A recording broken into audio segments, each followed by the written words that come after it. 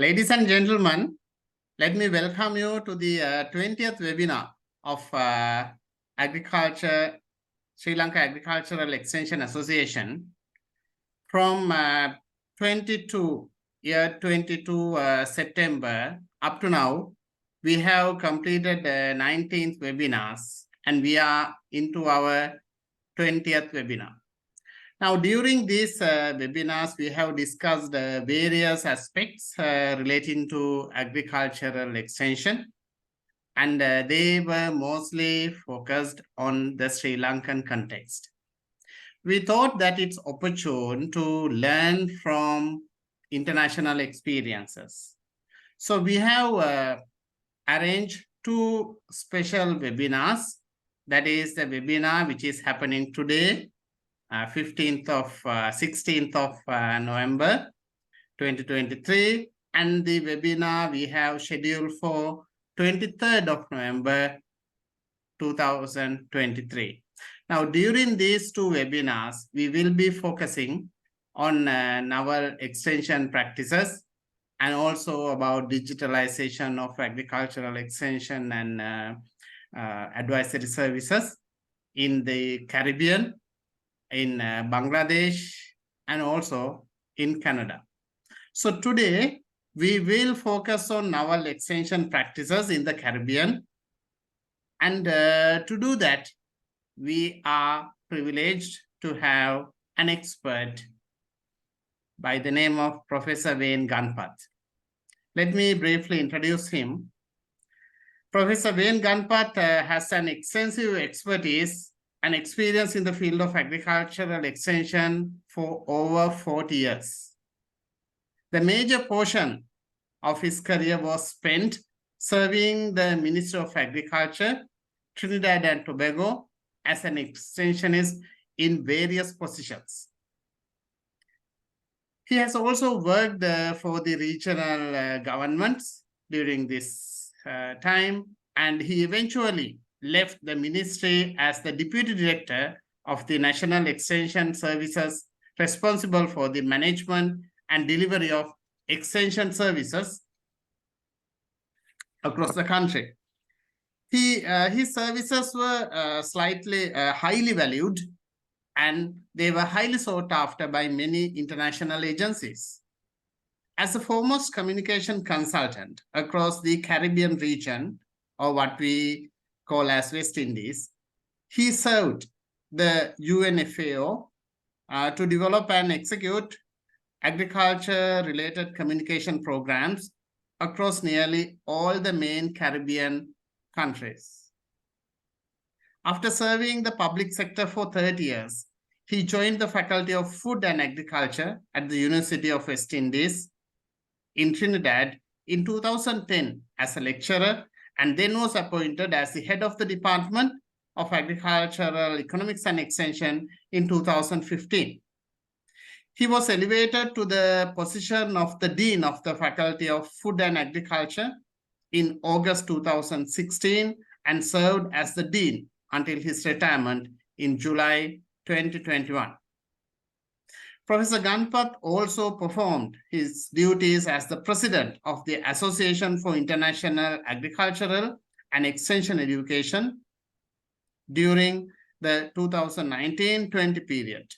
During his incumbency as the Dean, Professor Ganpath used his expertise in extension, particularly his skills in communication and outreach, to attract students back to agriculture and agri-enterprise, and to raise the profile of the Faculty of Food and Agriculture as the treasury of agricultural learning, research and technology in the region. To date, he continues to serve the region and the faculty and assist in his capacity as the only professor of extension in the region. He has widely published with over 100 scholarly articles in reputed international peer-reviewed journals.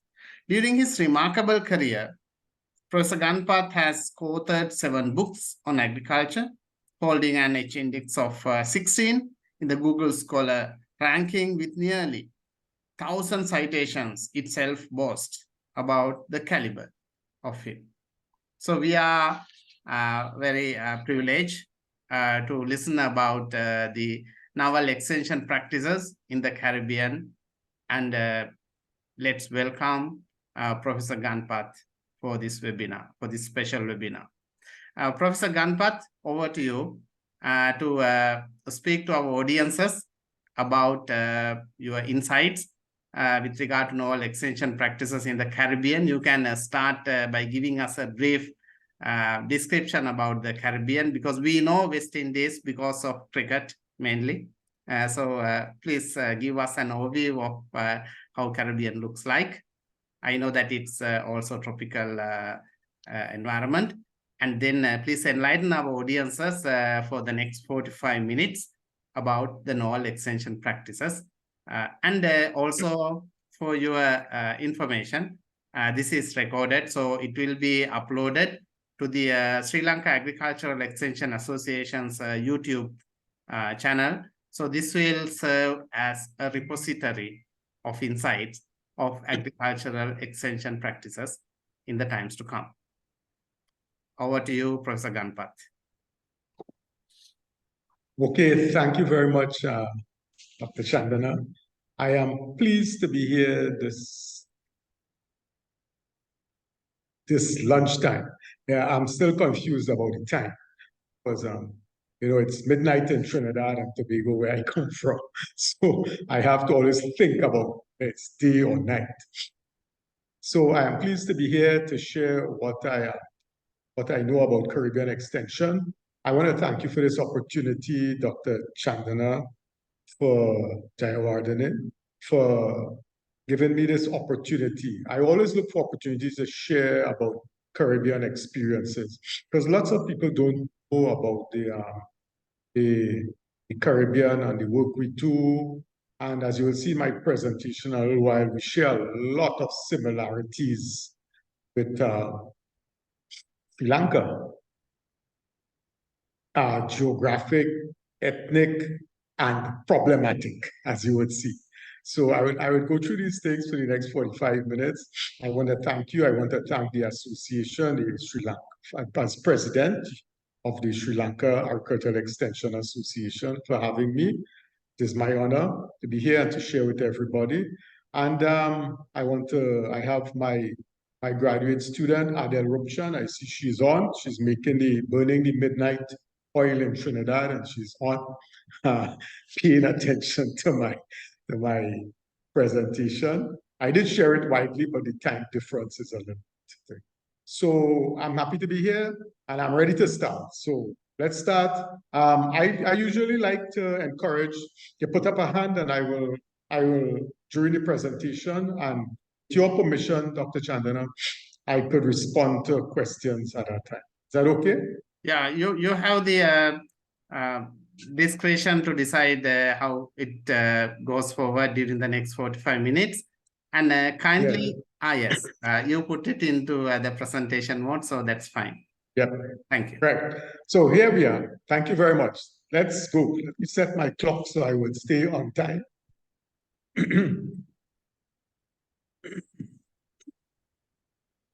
So my topic today is novel extension practices in the Caribbean, and it's titled Post-COVID, so I will spend some time on COVID. So the outline of the presentation, as Dr. Chandana asked, and I'm quickly to respond, I'll give you a bit of Trinidad and Tobago, just generally the country. I will speak about agricultural extension in the Caribbean, not necessarily Trinidad and Tobago. I will then move to our pre-COVID approaches. That's approaches to extension delivery, and then post-COVID initiatives. And I'll draw some conclusions at the end. And as usual, I will take questions anytime. So if you didn't know, this is where Trinidad and Tobago is located, where the Caribbean is located. The Caribbean is located, the top is the United States of America, the bottom, South America, Brazil, Venezuela. Trinidad and Tobago is the lowest country in the Caribbean. Well, the lowest island, but it includes Suriname, Guyana, Trinidad, and a host of other smaller Caribbean countries, including the Dominican Republic, the Bahamas, and Cuba. Belize is also part of our political union. But for this presentation, this presentation and generally we focus on the English-speaking Caribbean, which is probably these countries right here, the lower countries, not the larger ones. And this, of course, is Trinidad and Tobago. We're very small, and we're small. And I want to share some commonalities between Trinidad and Tobago and Sri Lanka. So, we were both governed by the British Empire for some time. We grew plantation crops for exports, mainly sugarcane, domestic production of other crops, vegetables, root crops to feed the population, intensive labor farming. And one of the significant things established by the British was the research centers. So the Imperial College of Tropical Agriculture, ICTA, was established in Trinidad 1921.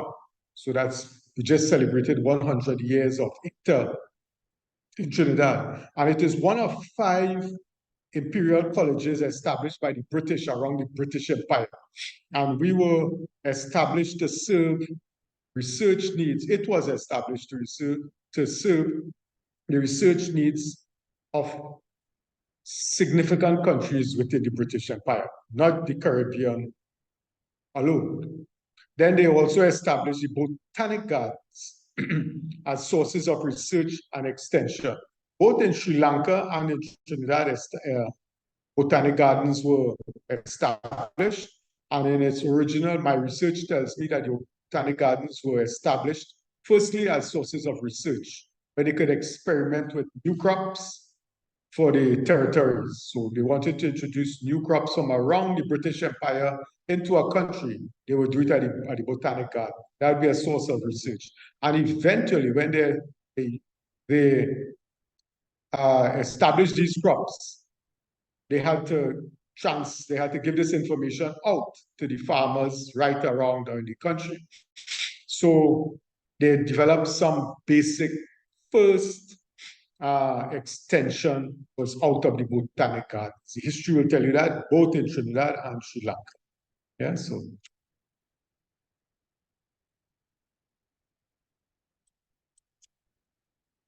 As regards the environment, agroecology, Trinidad and Tobago and Sri Lanka, similar latitude, almost straight line.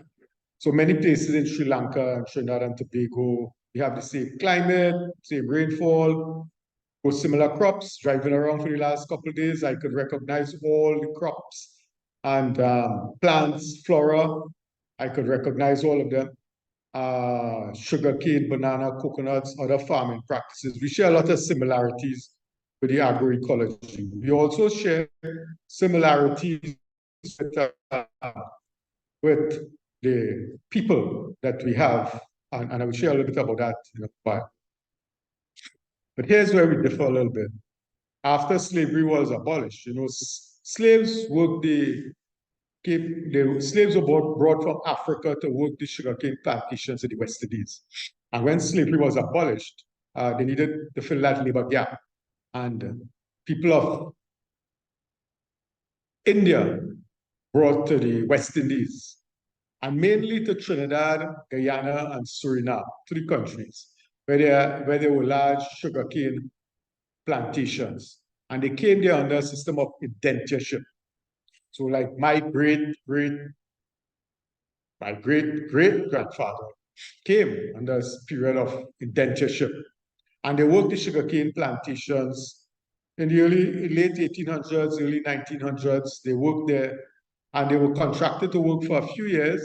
I think it was 5 years. And then after that, they had the option to either return home, they get a passage to return home, or they got a grant of land for which they could go and make their living. And I think the majority took the grant of land and stayed in Trinidad and Tobago. And they settled in regions close to the plantations, close to river sources, of course, river for irrigation and religious purposes. And they constitute to this day almost 40, a little over 40% of the population of Trinidad and Tobago. It's huge, and at that time they continued to farm the crops that they brought with them, which was they used for their own personal food source: rice, beans, bodi, melangine, brinjal, as you all call it here, other vegetables, and of course dairy cows. So that's the food that they brought here, a wide variety of vegetables. So, and then they continued wage farming.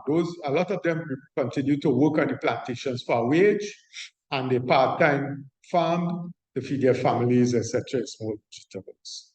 So, like I said, Trinidad, Guyana, and Suriname population, about little less than half the populations are people of Indian origin, and they usually came from the south part of India. So it's a nice little snapshot here of some of the, probably just a sample of some of the picture of some of the farmers in Trinidad and Tobago, just some of what they look like. Mixed, but generally, most of the farming population in Trinidad are people of Indian descent, Indian origin. Yeah. So what's the present status of farming now in the region? So I'm moving from Trinidad to the region, Caribbean region. Agriculture GDP is small and getting smaller.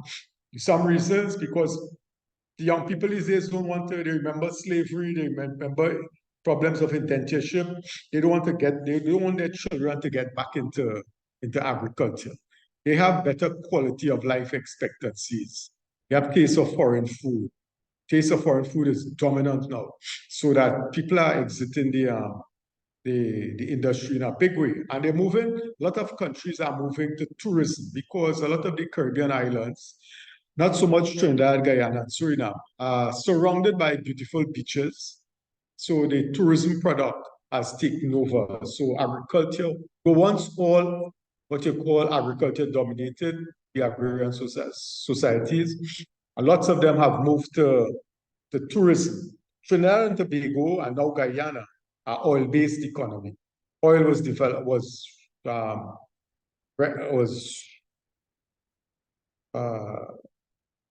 they discovered, sorry, the word is discovered, oil in Trinidad in 1970s, 80s, and now Guyana. So they are oil-based region. Because of all these things, the region is very food insecure. However, only as of last year, late last year, the governments are now seem to be waking up and they're responding. And they plan to reduce the food import bill by 25% by 2025. Now, I don't know if I say it again, but the food import bill is about $6 billion across the region, which is a lot of money for the Caribbean region.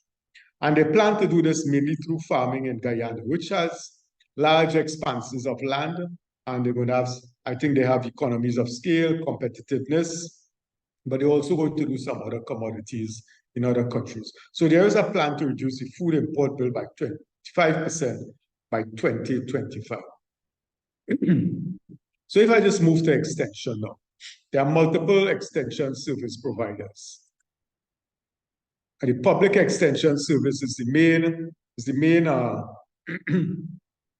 source of extension. But we also have private input suppliers mainly, and consultants who provide extension. The research and educational institutes, that's the university and other institutes around the world, around the region, also provide extension service. So what we have is called a pluralistic extension system across the region.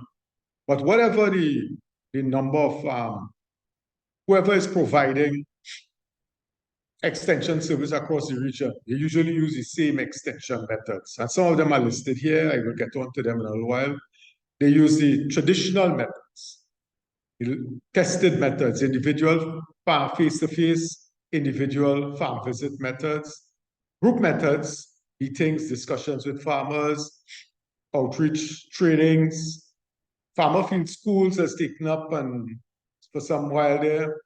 And then we have plant clinic outreach in some communities. So there's group activities. Now the mass methods, some newsletter is still being done.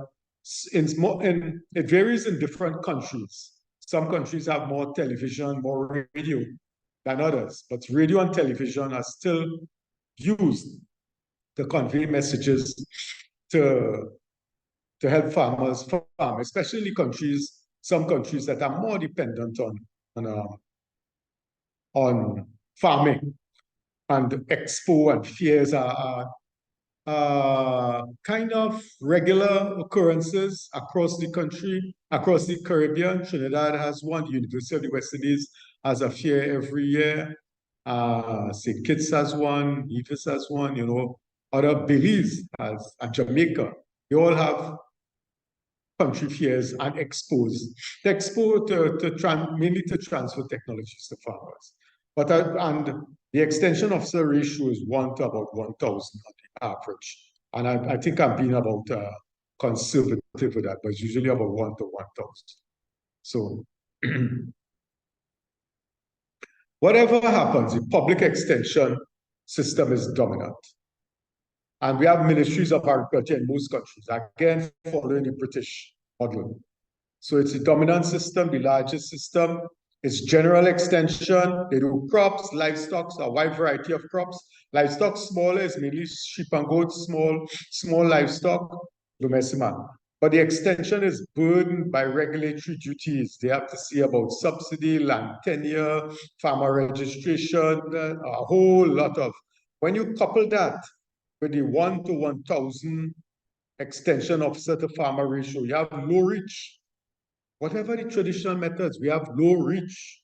And consequently, we have poor image of extension service across the region by farmers. And of course, farmers complain to their governments. And of course, so extension is really troubled. And I was wondering when I was building this presentation, if there's any comparison with Sri Lanka. Maybe in the, as we go along, somebody will make a comment after. Are these issues, have you all solved all these issues? Or are they the same or similar in Sri Lanka? So this is a general structure and it's left by the English. You will see that it's of agriculture, general structure of agriculture, ministries of agriculture, which is the British system.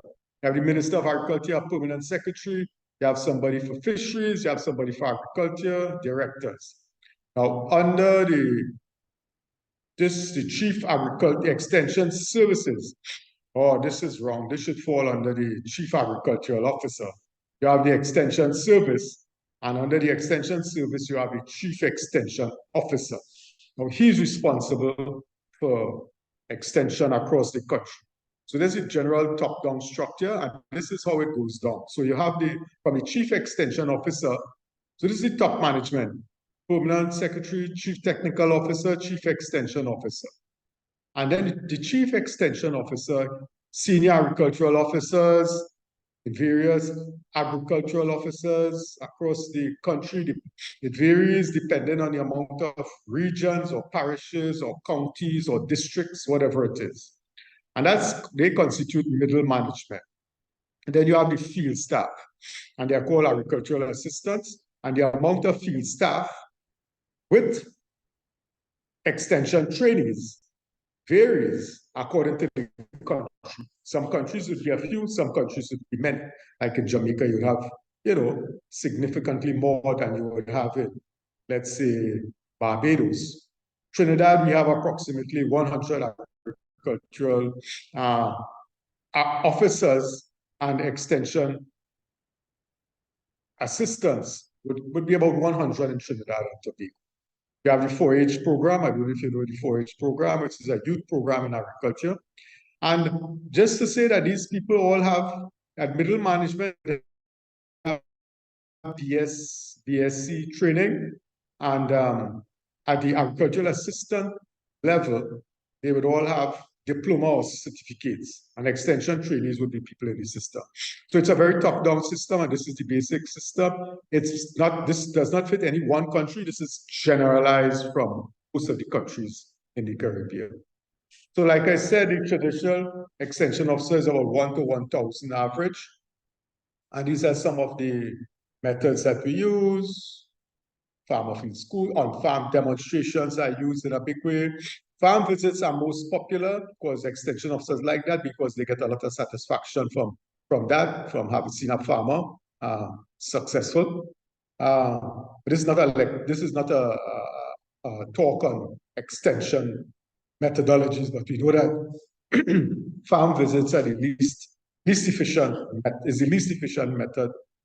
So we have lecture discussions, we have trainings, we have expos, mass media, radio, TV, ICTs in a small way, and that's what we do. ICTs under the traditional methods. ICTs would be what we call old ICTs, radio, TV, mainly radio, TV, some media, old ICTs, that's what we do.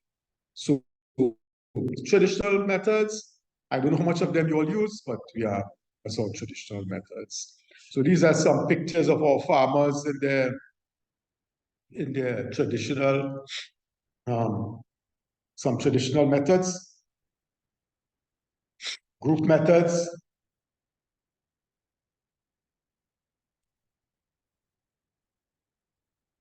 method and result demonstrations,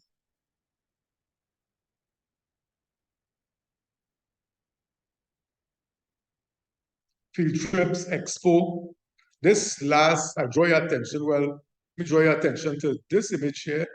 This is my colleague and my student, Dr. Jeet Ramjatan, who's going to be here on this visit to Sri Lanka. And this expo here is on the grounds of the Faculty of Food and Agriculture. So prior to COVID, we started expo, I think it was 2017, attracted thousands of people to the grounds of the faculty, these buildings surrounding here, the Faculty of Food and Agriculture. And it has continued. COVID stopped it, but it has continued. Capacity building for extension extension officers across the Caribbean, either local Caribbean or regional people come and we train them at the Faculty of Food and Agriculture or in the Ministry of Agriculture. So all that was going on, then COVID came in 2020, March 2020, and the country went under lockdown, very restricted movement, couldn't do anything. We all caught flat-footed, everybody.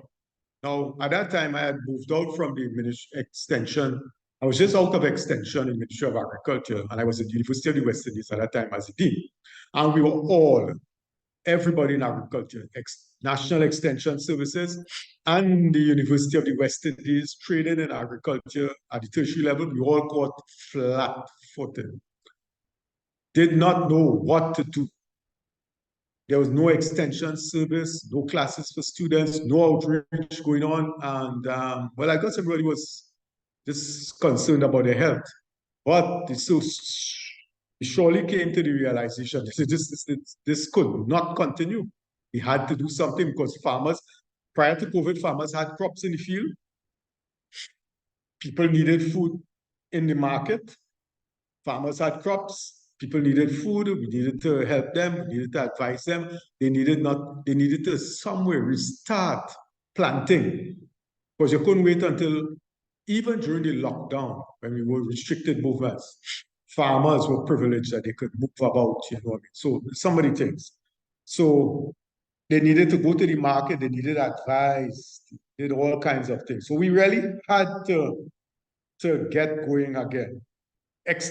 Some externally funded projects were being rolled out, and money was running to pay staff locally, and nothing. And we could not continue the situation when nothing could be done because nobody knew when we would come out of lockdown. Nobody knew when we would be able to restart normal activities, training and extension activities. So it just could not continue. And public providers of public extension had to respond with urgency. But we did. In a short space of time, the Ministry of Agriculture Extension Service other extension providers. And this presentation, I'm not dealing with tertiary level education, where I was at the time. We all responded. We all responded. We had strategies implemented for rapid response to maintain the service or some level of the service in case of restrictions. And these are some of the things that we took on board one time: capacity development for training, extension, staff, and administration on new methods of extension, new methods. And basically, we introduced them to social networking platforms, how to use social media, Facebook, WhatsApp, YouTube, websites, Zoom conferencing things. We just knew these things in name, both in university, both in the National Extension Service. But we had to immediately build capacity. So capacity was built through the National Extension Service, and also the university took a big role in providing this training to staff. So they collaborate with the university for multimedia skills development, content development, how to do online learning, teaching, and all this kind of thing. Extension agents also in their own initiatives. There's several extension agents who start to hold their skills in a number of areas to lead the effort. And we were very, very fortunate that some extension officers really took this and really ran with the technologies. And there was some resistance both in the extension service and at the tertiary level among lecturers to embrace this new technology. I think they thought they would wait it out and go back to the old methods. But as time went on, they resisted. And I myself, as dean, had to speak sharply to one or two lecturers, long-serving lecturers, who simply did not want to engage in technologies to reach out to their students, because when we went into lockdown in March 2020, exams started in April. Exams started at the end of April. So we had to, of course, we pushed the exams back by 1 month, but we had to organize to do online lectures and then online examinations, which was a humongous task. But extension itself, their work among farmers, they also responded in a very nice way. I think we all did well. They all did well. Video conferencing, training, we had webinars, recordings, live chats, everything. There were some other innovative initiatives. And again, for the grant-funded programs that were running, the main one I want to speak about is the restructured farmer-to-farmer training program. So the Ministry of Agriculture, which is what the focus will be, started virtual online training courses, free to the public, farmers, home gardeners. And here's the advertisement of, what some of the things, they advertise it online and people would go out, they would they would click on the link, register for courses. Farmers were home, they would probably have to get assistance from somebody to get them onto the link, and they would participate in these courses. There was a virtual plant clinic. I don't know, I don't know to what extent you all use plant clinics here. So the extension division had plant clinics. Usually the traditional way is that everybody would come to a farmer's field, bring their crops, bring their disease plants or plant parts, well sealed, and there would be extension officers, probably backstopping from a specialist crop protection officer on site, who would look at it and give them some kind of diagnosis and some kind of recommendation, and they'll go back into it. So it's supposed to be a clinic in the real sense of the word. There's supposed to be some regularity over the life cycle of the crop. So plant clinics were held. We had to do this virtually now. So of course they immediately moved to virtual plant clinic. And if the extension, the ETIS is the Extension Training and Information Services Division, of which I was the deputy director for a long time. They responded. And people used to, as you see here, they would upload their questions and photos to our Facebook page also. So the virtual plant clinic went on. There were live chat with clients. They could call the subject matter specialists, ask questions, and find solutions on this. Now, it was not as structured. The last few days I've been seeing a question and answer service or a call-in service here. And I'm very impressed with that calling service. But it was not as structured. But farmers could call in to an extension officer and get some information, or a specialist officer. Other training programs they would offer is mastitis in livestock production. Here it's advertised by the officer and it's streaming live, and all this kind of thing. So these are some things. A virtual farm visit, farm tours. That's something that what they would do is really, an extension officer would go out and video a successful farmer, in this case, like a duck farmer.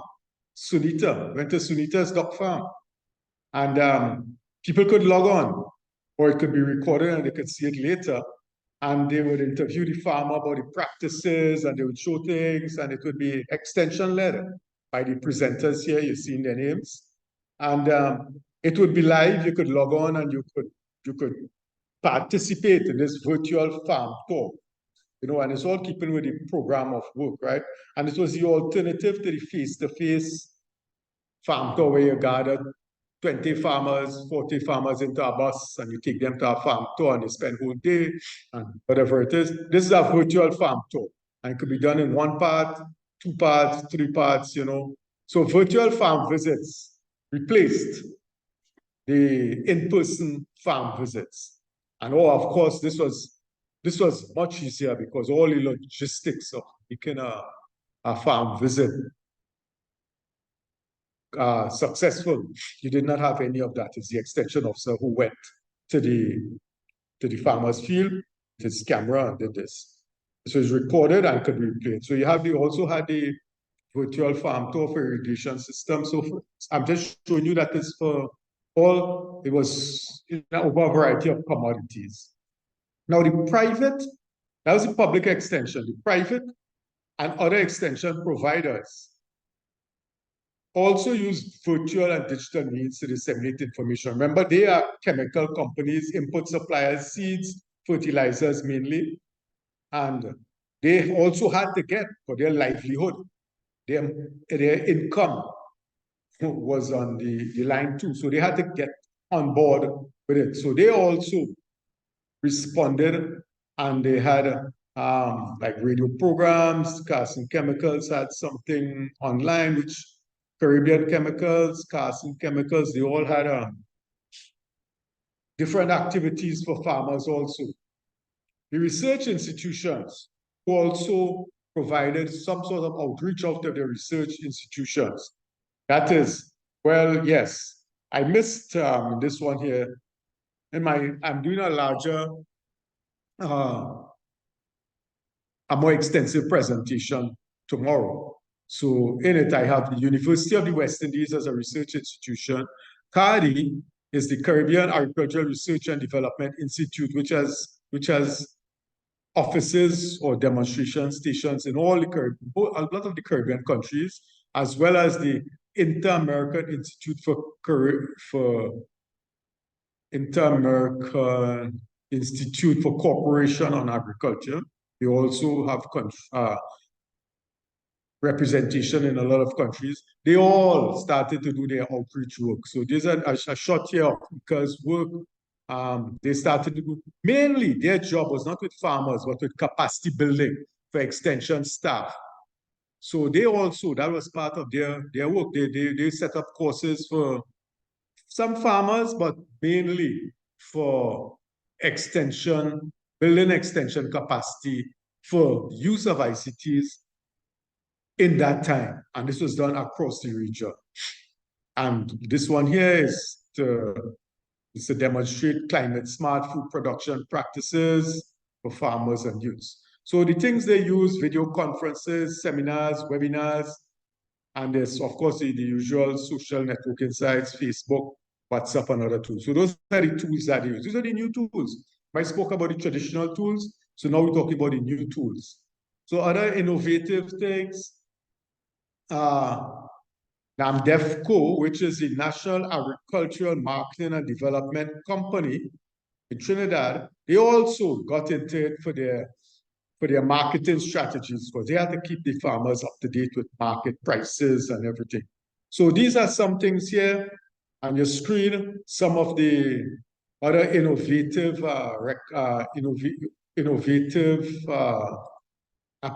innovative services and applications being used across the region, and the purpose that they were using it for web-based disease diagnostics, whatever. So these things weren't very popular, but they were also coming on board. Eyes were opened, extension were open. Suddenly, we had to embrace all these technologies.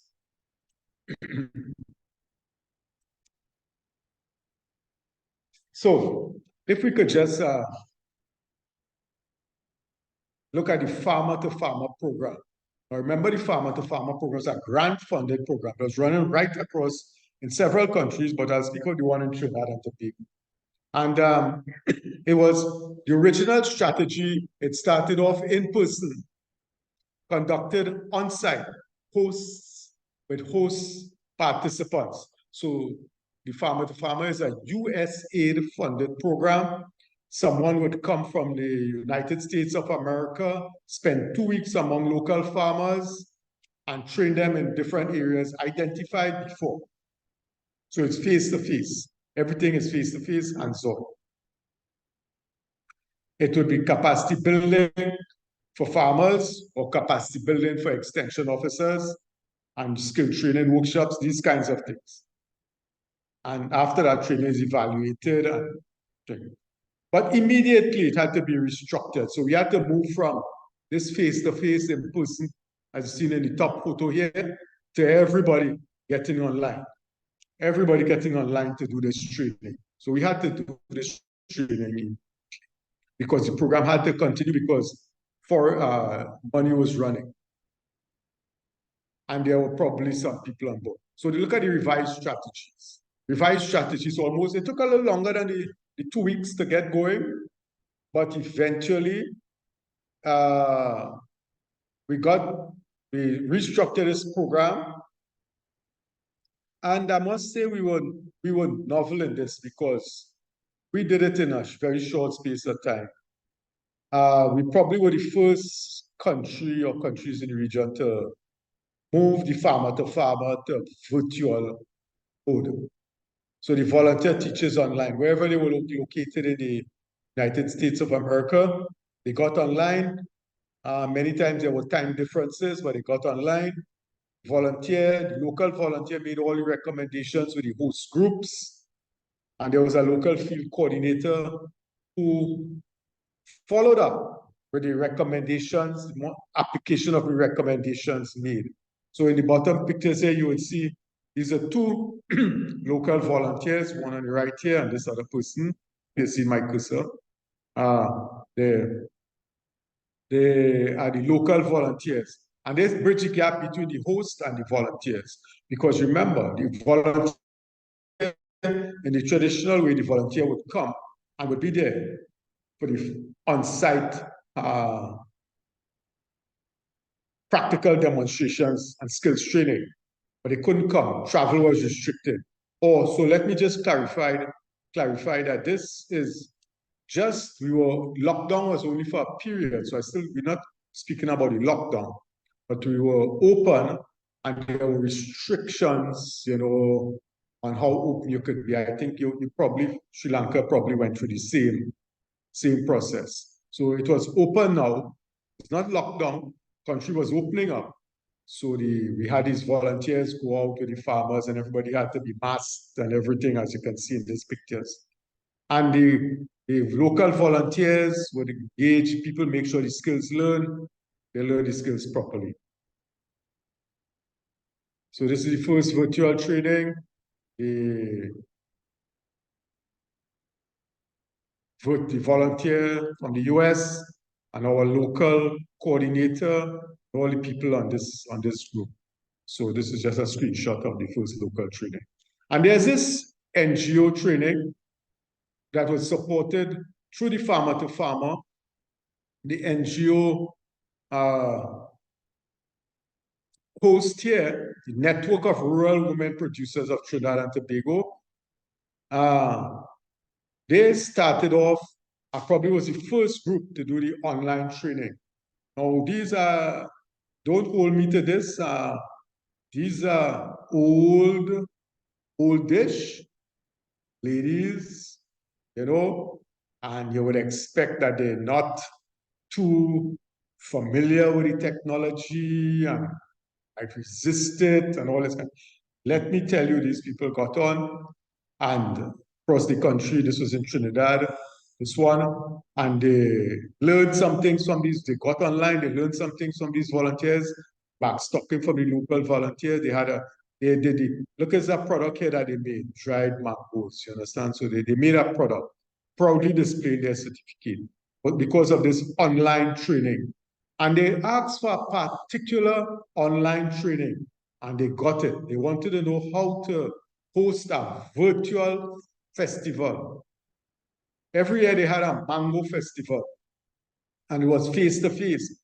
2 or 3 days, people would come out in the savannah and taste mango and see mango drinks and everything, lectures. And of course, they wanted to continue. And they had the virtual mango festival, first time. And all the sessions occurred over Zoom. So the participants had access to the record for reference as they tried to implement some of the digital things. So a virtual, I think that was a great initiative, the Virtual Mango Festival. It really was a turning point in the thing. A home gardening program online. People want, now the thing about this beauty of this home gardening program is that it's run all over the country face to face on evenings. People go out and lecture to community groups, etc. Everybody was home during the lockdown, or the restricted movements. You couldn't go to work or go to work for 1 or 2 days. So lots of people were home, and the food prices were skyrocketing. I think if you recall that, because of the pandemic and the supply chain disruptions. So home gardening became a big issue, and we decided to run a home gardening program across the country. So these are just some of the snapshots of some of the modules we put up there. Some you would pay for it, some would be free. If agencies like the university put up one, you would pay for the course. The Ministry of Agriculture will run it free, but it was successfully. You know, it's very much online. People got on because these were the traditional people could get online and do their things, follow the instructions, and you know, we even had certification online. So there was also some capacity building for extension staff. I won't go through it details, but to all the things that they were supposed to do, photo, video calls, WhatsApp, while app for volunteer correspondence. Lots of training, capacity building for extension staff, because we suddenly realized that this is the future. This will continue to be future, and there's no going back. The traditional will stay. However, we have to embrace all these new methods. So there was significant investment in capacity building for extension staff. So as I come to the end of this presentation, I made a few reflections and conclusions. You know, necessity is the mother of invention, as we say. Immediate action. Immediate action. Agricultural extension turned 100 degrees in 1 month. In 1 month. We were traditional. COVID came. 1 month later, there was no traditional methods. All the traditional methods were reinvented to become online methods. And you know what? There were little or no complaints from stakeholders about these interventions. There were initial hiccups. Yeah, we had Zoom, we had bandwidth problems. People couldn't get on Zoom. Everybody on Zoom, you know, people couldn't get on. There were technology issues. Extension officers didn't know the technology. Like I mentioned before, some resisted. Even lecturers in the faculty resisted. So there were some hiccups. But there were the stakeholders, there were little or no complaints. They embraced it because they needed it. Householders were at home, they needed to plant. Farmers needed to continue. So we had work to do. So it was, Trinidad has excellent connectivity and good internet penetration. Most of the countries in the region has, so that worked to our benefit. And most stakeholders, except farmers, use modern mobile devices. So most of the stakeholders, as extension officers and other people. Farmers, to some extent, we had difficulties with the farmers. They were lagging behind and catching up slowly. So we have it bubbled to the top that there was training needed for the adoption of smart devices by farmers. Also, even if they had a smart device, because it's relatively inexpensive, they only use it for calls, in-person calls. So, and then the other reflection I made was that in most instances, and I would have liked to say in all, but let me say most to be accurate here, there were higher levels of participation in all the programs than traditional face-to-face programs, higher levels, much higher levels of things. So they talk about reach, the 1 to 1,000, one extension officer to 1,000 farmers, social media, online methods, really reached a lot of farmers in a short space of time. So I think we were sitting on our hands for some time.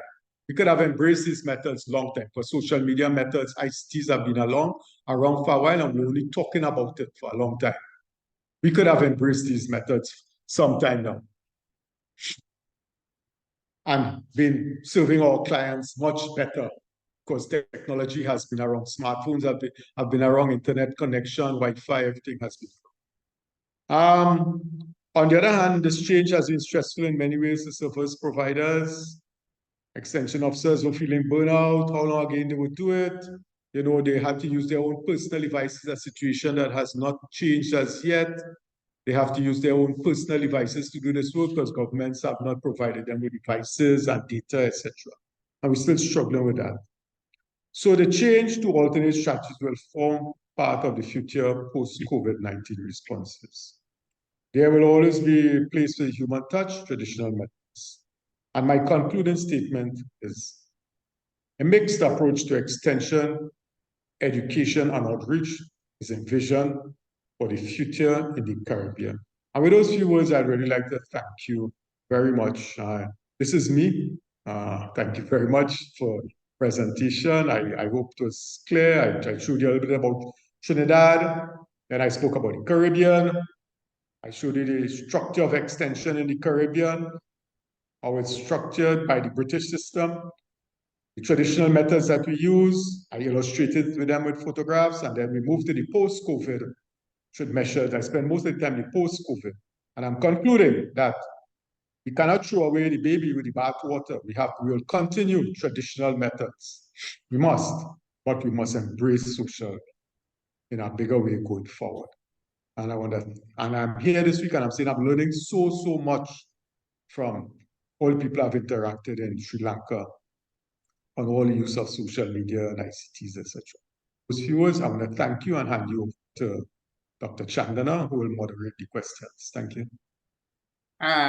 Thank you so much, Professor Ganpath. You gave us a very vivid picture of first about agriculture in Caribbean, the practices in Caribbean, where you said that 1 to 1,000, the ratio of 1 to 1,000 farmers, the extension officers, the structure, and then the developments post-COVID.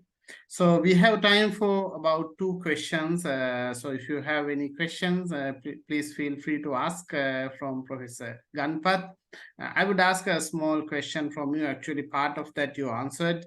Now we are in the new normal. So how is it moving forward? Because now when the COVID was in effect, there was a captive audience because people could not move. So there was much effectiveness in online communication and training methods. How is it now in the happening in Caribbean? Right, thank you for that. I think that it has dipped. There was, as you say, we had captive audiences. It has dipped, declined rather, participation because some extension are going back to the traditional methods. I have been out since then to train farmers in several places in Trinidad.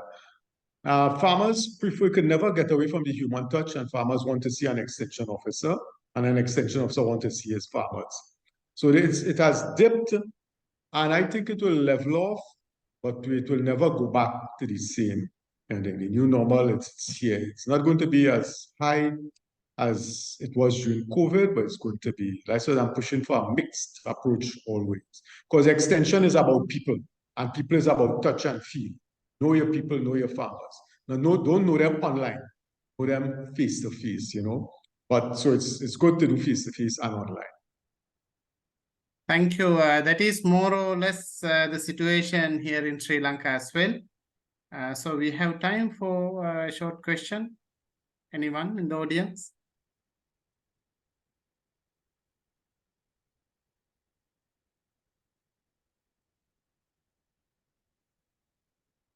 Maybe they fell asleep, Dr. Chandana. No, definitely. You gave us a very vivid picture. We feel like being in the Caribbean, and there are many similarities between Sri Lanka and the Caribbean.